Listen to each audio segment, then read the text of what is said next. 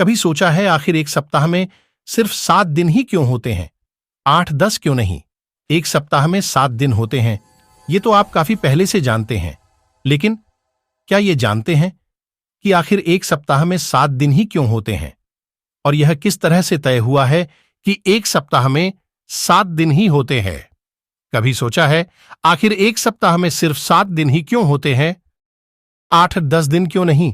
पहले ब्रह्मांड का अवलोकन किया गया और ग्रहों, सूर्य और चंद्रमा की गतिविधियों के आधार पर कई तरह के अनुमान लगाए। ये तो आप जानते हैं कि सप्ताह में 7 दिन होते हैं और एक महीने में करीब 4 सप्ताह आते हैं। यह लंबे वक्त से चला आ रहा है, लेकिन क्या आप जानते हैं कि आखिर ये कैसे तय हुआ है? ये किस आधार पर तय हुआ कि एक सप्ताह में 7 दिन ही होंगे और किसके द्वारा यह तय किया गया? हर रोज आप सप्ताह की प्लानिंग तो करते हैं, लेकिन जान लीजिए कि आखिर ये सप्ताह में 7 दिन का कंसेप्ट कहां से आया है।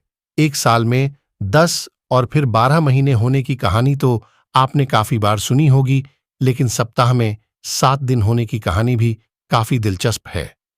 काफी साल पहले कई सभ्यताओं ने सप्ताह के दिनों को लेकर रिसर्च किया। कुछ शुरुआती सभ्यताओं ने ब्रह्मांड का अवलोकन किया और ग्रहों, सूर्य और चंद्रमा की गतिविधियों के आधार पर कई तरह के अनुमान लगाए। हालांकि बेबीलोन के लोग आकाशीय गणना में काफी एक्सपर्ट और एडवांस थे।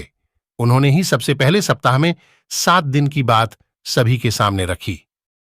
चंद्रमा के आधार पर तय हुआ। उन्होंने सूर्य, चंद्रमा, बुध, शुक्र, मंगल, बृहस्पति की चालों के आधार पर इसका अवलोकन किया और चंद्रमा के 28 दिन की परिक्रमा के आधार पर 7 दिन के 4 सप्ताह बनाए। इस वक्त अन्य सभ्यताएं जैसे मिस्र, रोमन आदि 8 या 10 दिन का सप्ताह मान रही थीं।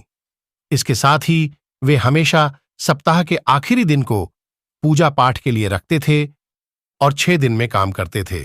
अगर भारत की बात करें तो सिकंदर ने भारत तक पूरे पूर्व में ग्रीक संस्कृति का प्रसार करना शुरू किया तो 7 दिवसीय सप्ताह की अवधारणा भी फैल गई।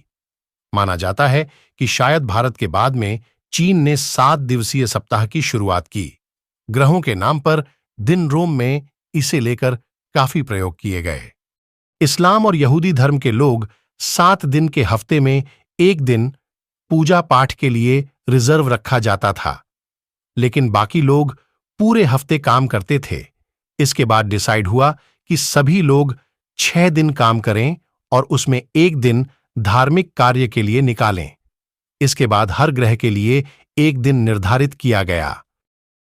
इसके बाद हर दिन का नाम Saturn, moon, Mars, mercury, Jupiter, Venus रखा गया है, जो बाद में मंडे, संडे, फ्राइडे और हिंदी में गुरुवार, बुधवार, शुक्रवार हो गए। साल में पहले होते थे 10 महीने। पहले एक साल में सिर्फ 10 ही महीने होते थे और साल की शुरुआत मार्च से होती थी। वहीं अभी की तरह साल का आखिरी महीना दिसंबर ही था, दिसंबर के बाद मार्च आता थे। हालांकि बाद में जनवरी और फरवरी महीने जोड़े गए।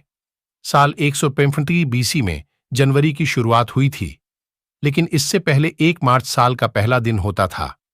पहले सितंबर 7, अक्टूबर 8 और नवंबर 9 नंबर आता था, लेकिन अब ये 2 स्थान आगे बढ़ गए हैं। आप इनके नाम से भी समझ सकते हैं कि यह किस किस नंबर पर आते थे। इस प्रकार के वीडियो को देखने के लिए हमारे ज्ञान एकेडमी को सब्सक्राइब करें, वीडियो को शेयर करें, लाइक करें और कमेंट करें, जिससे हमें पता लगेगा आपको किस प्रकार की वीडियो और चाहिए, इसके लिए मैं प्रस्तुत हूं।